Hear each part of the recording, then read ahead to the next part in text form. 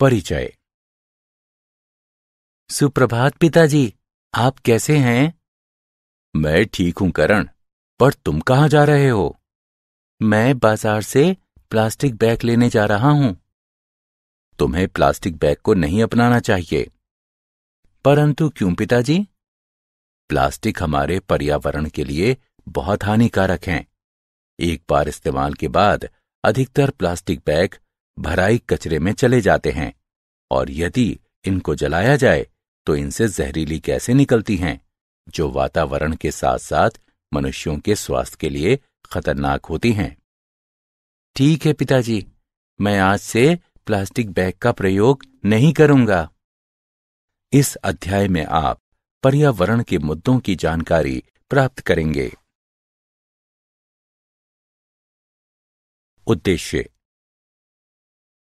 इस पाठ के अंत में आप निम्न करने में सक्षम हो जाएंगे: ठोस अपशिष्ट का वर्णन करना, कृषि रसायनों की व्याख्या करना, रेडियोधर्मी अपशिष्ट पर चर्चा करना, ग्रीन हाउस प्रभाव व वैश्विक उष्णता की व्याख्या करना, ओजोन परत के अपरदन का वर्णन करना, जलभराव एवं मिट्टी की लवणता पर चर्चा करना, वन उन्मूलन की व्याख्या करना।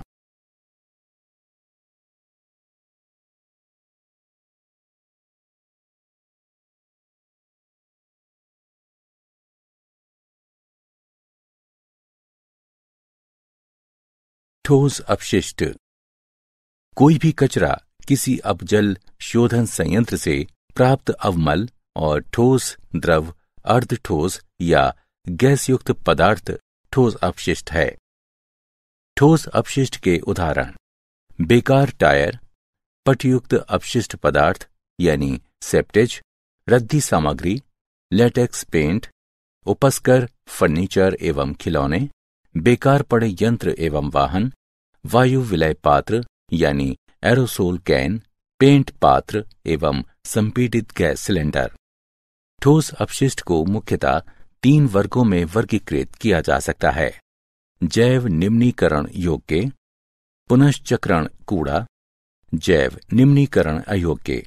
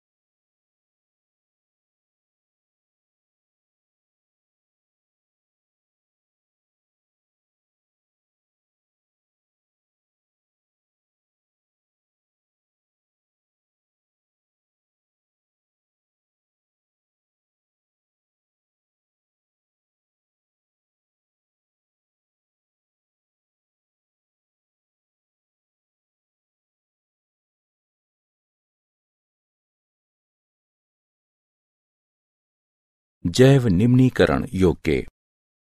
जैव निम्नीकरण योग्य कूड़ा वो अपशिष्ट है जिसका सजीव प्राणी नाश कर सकते हैं। समुचित शोधन कर इसका उपयोग कूड़ा खाद यानी कंपोस्ट और पशुओं के लिए चारा बनाने अथवा बिजली निर्माण में किया जा सकता है। नगर निगम के अपशिष्ट पदार्थ का लगभग 60% भाग जैव निम्नीकरण योग्य अपशिष्ट है। अपशिष्ट भोजन, बगीचे का कचरा, कागज एवं गत्ते से बना अपशिष्ट तथा जैव अपकर्ष प्लास्टिक आदि आमतौर पर पाए जाने वाले जैव निम्नीकरण योग्य अपशिष्ट हैं।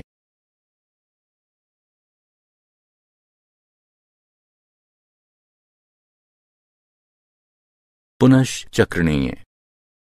पुनश्चक्रणीय अपशिष्ट वह अपशिष्ट है जिसको नए उत्पादों में संसाधित किया जाता है ताकि उपयोगी सामग्री की बर्बादी रोकी जा सके।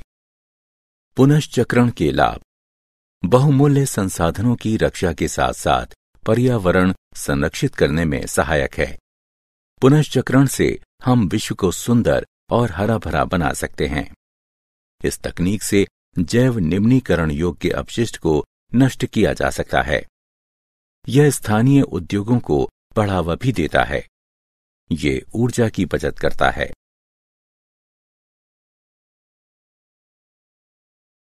जैव निम्नीकरण अयोग्य अपशिष्ट। जैव निम्नीकरण अयोग्य अपशिष्ट वो अपशिष्ट है जिसका प्राकृतिक रूप से जैव अपघटन नहीं हो सकता है। इस अपशिष्ट के कारण भूमि भराव यानी लैंडफिल में लंबे समय तक बने रहते हैं, जिससे रासायनिक रिसाव द्वारा भूजल संसाधनों के प्रदूषण का खतरा बना रहता है। जैव निम्नीकरण अयोग्य अपशिष्ट के उदाहरण हैं प्लास्टिक, कांच, धातुएं इत्यादि। कुछ खतरनाक रसायन एवं विषाक्त पदार्थ यानी टॉक्सिन भी गैर जैव निम्नीकरण योग्य अपशिष्ट हैं।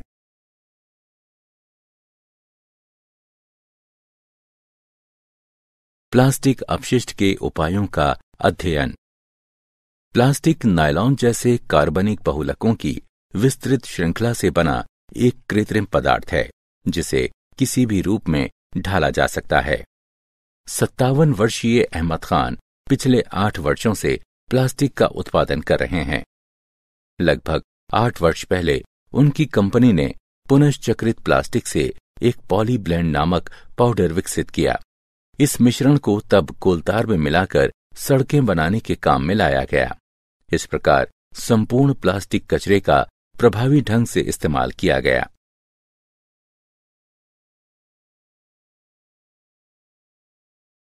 अस्पताल अपशिष्ट। अस्पताल अपशिष्ट लोगों के उपचार, निदान, टीकाकरण एवं अनुसंधान गतिविधियों के दौरान उत्पन्न होता है। इस अपशिष्ट में पैकेजिंग सामग्री, महीन जालीदार कपड़े के टुकड़े, शरीर के अंग, रोग उत्पन्न करने वाले रोगजनक, टूटे कांच, पुरानी दवाएं, ठोस, तरल एवं गैसीय रसायन आते हैं। इसमें रेडियोधर्मी अपशिष्ट भी शामिल हैं। ये अपशिष्ट संक्रामक होता है और यदि इससे वैज्ञानिक ढंग से न निपटा जाए तो ये मानव स्वास्थ्य के लिए एक गंभीर खतरा हो सकता है। इलेक्ट्रॉनिक कचरा यानी ई कचरा। टेलीविजन, कंप्यूटर इत्यादि जैसे इलेक्ट्रॉनिक उत्पादों के निपटान को ई कचरा कहते हैं। अनुचित ढंग से निपटान होने की स्थिति में मानव स्वास्थ्य एवं पर्यावरण को इनमें से कुछ उत्पादों में निहित विषाक्त पदार्थों से खतरा हो सकता है। टेलीविजन में सीसा, पारा, कैडमियम इत्यादि होते हैं। सभी एनालॉग टेलीविजन की ट्यूब में सीसा पाया जाता है। सीसा मनुष्यों, विशेषकर बच्चों के लिए अत्यंत हानिकारक होता है। पारा तो अल्प मात्रा में भी विषाक्त होता है। ये मस्तिष्क एवं गुर्दों को नुकसान पहुंचा सकता है। लंबे समय तक कैडमियम के संपर्क में रहने की स्थिति में किसी व्यक्ति के गुर्दे, यकृत एवं हड्डियां क्षतिग्रस्त हो सकती हैं।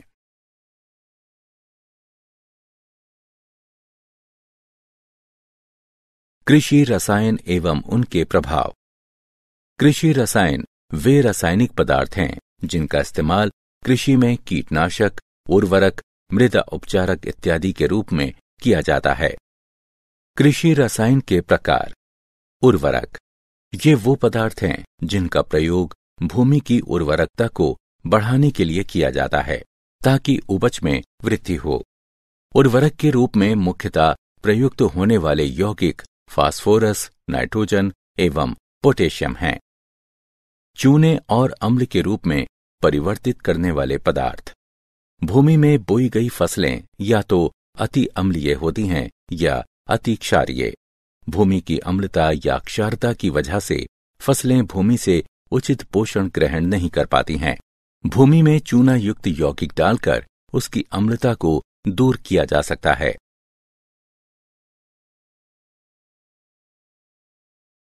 कृषि रसायन के प्रकार। मृदा उपचारक, इस प्रकार के पदार्थ मिट्टी की वातन एवं जल धारण क्षमता को बढ़ाकर मिट्टी की दशा को सुधारते हैं। मृदा उपचारक के निर्माण में गोबर की खाद, फसल के अवशेष इत्यादि का प्रयोग किया जाता है। कीटनाशक, कीटों, अवांछित पौधों इत्यादि के नाश के लिए प्रयुक्त रसायनों को कीटनाशक कहते हैं।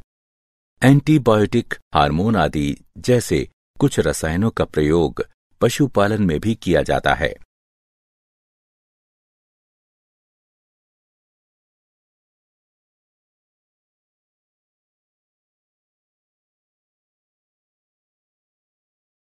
जैव खेती का केस अध्ययन। जैव खेती का महंगा होना और सस्ता होना इस बात पर निर्भर करता है कि आप कहां पर रहते हैं। भारतीय किसान जैव खेती का अनुसरण कर रहे हैं। भारतीय किसानों की आर्थिक स्थिति मजबूत न होने के कारण उनके पास कृषि के लिए केवल जैविक उर्वरक तथा कीट नियंत्रक साधन ही उपलब्ध हैं। रमेश चंद्र डागर ने सभी कृषि प्रक्रियाओं को एक श्रृंखला में प्रबंधित किया जो कि एक दूसरे को सहारा प्रदान करती हैं तथा निर्वहनीय विकास का पालन करती हैं। रेडियो सक्रिय अपशिष्ट। रेडियो सक्रिय अपशिष्ट ऐसे अपशिष्ट पदार्थ हैं जो कि एक निश्चित मात्रा से ऊपर रेडियोधर्मिता होने पर प्रदूषित हो जाते हैं। मनुष्य पर रेडियोधर्मी पदार्थ का प्रभाव बहुत हल्का हो सकता है, जैसे त्वचा का लाल हो जाना, तथा कभी-कभी ये चिंताजनक भी हो सकता है, जैसे कैंसर या मृत्यु हो जाना। मानव शरीर को होने वाली क्षति निम्न दशाओं पर निर्भर करती है। विकिरण उद्भासन की मात्रा पर, विकिरण उद्भासन के समय की अवधि पर और विकिरण के प्रकार पर। विकिरण की कम मात्रा के उद्भासन से कैंसर के बढ़ने की संभावना अधिक होती है अथवा जनन क्षमता में कमी आती है। वयस्कों की तुलना में बच्चे विकिरण के प्रति अधिक संवेदनशील होते हैं। ग्रीन हाउस प्रभाव एवं विश्वव्यापी उष्णता। वायुमंडल में उपस्थित गैसें जो कि सूर्य के विकिरण को अवशोषित करती हैं तथा अवरक्त किरणों को उत्सर्जित करती हैं के द्वारा पृथ्वी की सतह का गर्म होना ग्रीन हाउस प्रभाव कहलाता है। वायुमंडल में उपस्थित गैसें जैसे कि जलवाष्प, carbon dioxide, chlorofluorocarbon, nitrous oxide, methane आदि ग्रीन हाउस गैसें कहलाती हैं।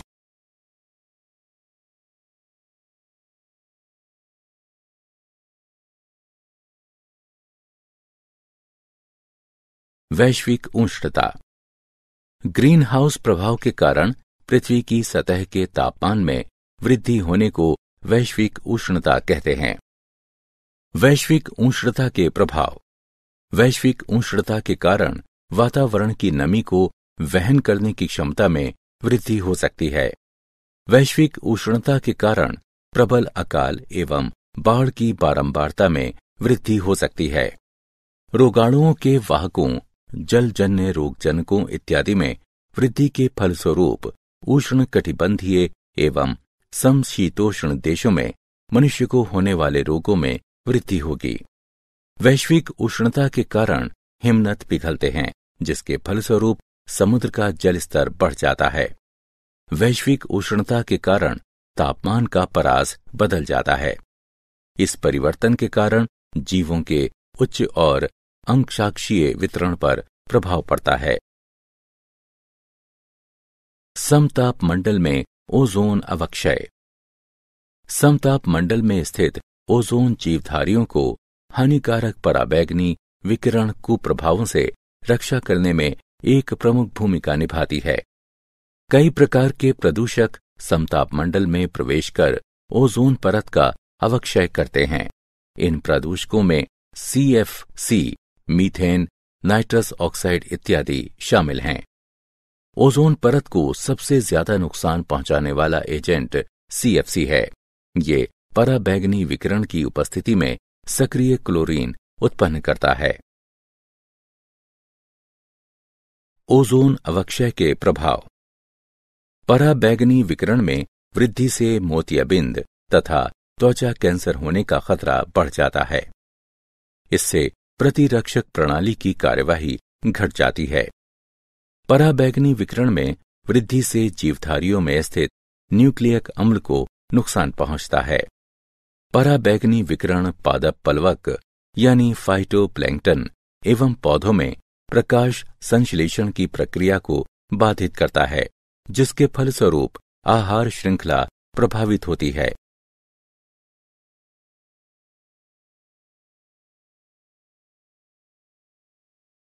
संसाधन के अनुचित प्रयोग और अनुचित अनुरक्षण द्वारा निम्नीकरण। प्राकृतिक संसाधनों का निम्नीकरण इस प्रकार होता है। मृदा अपरदन और मरुस्थलीकरण। ऊपरी उर्वर मृदा के क्षरण को मृदा अपरदन कहा जाता है। किसानों के लिए वर्षा की बूंदें एक समस्या हो सकती हैं यदि ये खाली पड़ी मिट्टी पर गिरें। वर्षा के कारण मिट्टी बह जाती है तथा शेष भाग हवा में विलीन हो जाता है। उपजाऊ या बंजर जमीन की अबाधित चराई, बारंबार दहन, अधिक खेती जैसे मानवीय क्रियाकलाप से मिट्टी को अनुपजाऊ बनाना मरुस्थलीकरण कहलाता है।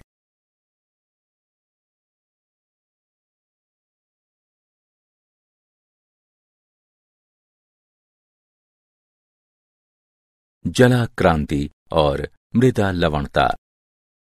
मृदा का जल से संपृक्त होना जलाक्रांति कहलाता है। जलाक्रांति से लवणता की प्रक्रिया शुरू होती है। लवणता से तात्पर्य मृदा में सोडियम, मैग्नीशियम एवं कैल्शियम के विलय लवणों का इस हद तक एकत्र होना है कि मिट्टी में उर्वरता बहुत कम रह जाए। पौधों की जड़ों में लवण की बढ़ी हुई मात्रा जड़ों की आसपास की मिट्टी से जल खींचने में रुकावट डालती है। वन उन्मूलन। वनों के विनाश को वन उन्मूलन कहते हैं। विश्व के खासकर कटिबंधीय देशों के वन क्षेत्र में तेजी से कमी हो रही है। वन उन्मूलन के मुख्य कारण: जनसंख्या विस्फोट। मानव ने खेती, आवास, कारखाने एवं अन्य कार्यों के लिए व्यापक स्तर पर वनों का नाश कर दिया है। अंधाधुंध चराई। अंधाधुंध चराई से मिट्टी को नुकसान पहुंचता है।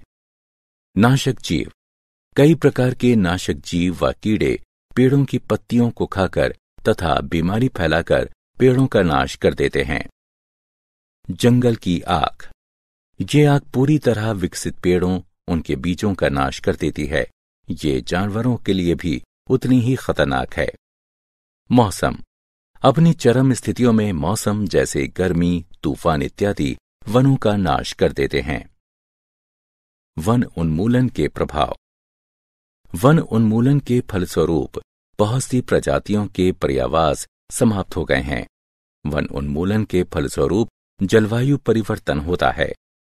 वन उन्मूलन से सूर्य की रोशनी को रोकने वाली छतरी का नाश भी होता है, जिसके फलस्वरूप पौधों एवं पशुओं का जीवन प्रभावित होता है। वन उन्मूलन के कारण वनस्पति एवं प्राणी जगत का नाश होता है। वह प्रक्रिया जिसमें काटे गए वनों को फिर से लगाया जाता है पुनर्वनीकरण कहलाती है। वन संरक्षण में लोगों की भागीदारी। एक अध्ययन। वन संरक्षण में लोगों की भागीदारी का एक उदाहरण है चिपको आंदोलन। पहला चिपको आंदोलन अप्रैल सन 1973 में शुरू हुआ और अगले 5 वर्षों में ये तत्कालीन उत्तर प्रदेश में हिमालय के कई जिलों में फैल गया।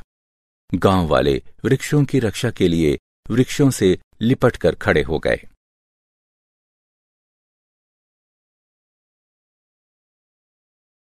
क्या आप जानते हैं, उपग्रह से प्राप्त नए आंकड़ों से पता चलता है कि अंटार्कटिका में सी आइस यानी समुद्री बर्फ वास्तव में बढ़ रही है। सुंदरलाल बहुगुणा चिपको आंदोलन के एक नेता थे, जिन्हें 1981 में पद्मश्री सम्मान, 1987 में राइट लिवलीहुड सम्मान तथा सन 2009 में पद्म विभूषण से विभूषित किया गया।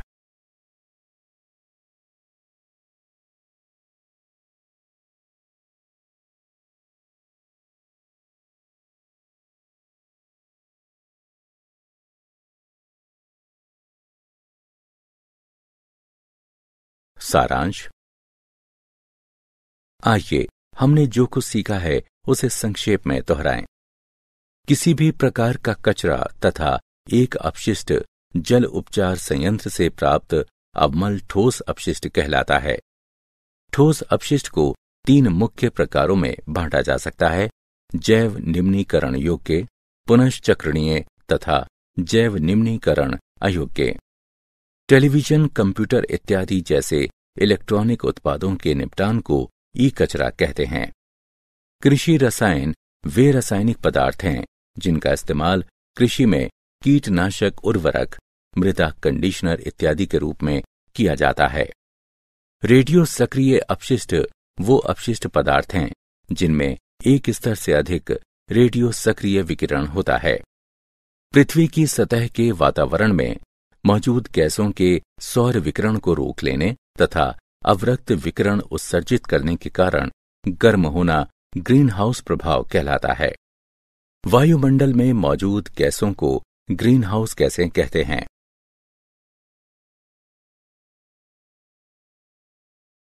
ग्रीन हाउस प्रभाव के कारण पृथ्वी की सतह के तापमान में वृद्धि होने को वैश्विक उष्णता कहते हैं। ओजोन परत को सबसे ज्यादा नुकसान पहुंचाने वाला एजेंट CFC है। ये पराबैंगनी यूवी विकिरण की उपस्थिति में सक्रिय क्लोरीन उत्पन्न करता है। सबसे ऊपरी मृदा जो कि बहुत उर्वर होती है, इसका हटाया जाना मृदा अपरदन कहलाता है। उपजाऊ जमीन या बंजर जमीन का आबादित चराई, बारंबार दहन, अधिक खेती करने जैसे मानवह क्रियाकलापों द्वारा मरुस्थल में परिवर्तित हो जाना मरुस्थलीकरण कहलाता है। मृदा का जल से संपृक्त होना जलाक्रांति कहलाता है। जलग्रस्तता के कारण लवणता की प्रक्रिया शुरू होती है। वनों के विनाश को वन उन्मूलन कहते हैं। वह प्रक्रिया जिसमें साफ किए गए वनों को फिर से लगाया जाता है पुनर्वनीकरण कहलाती है।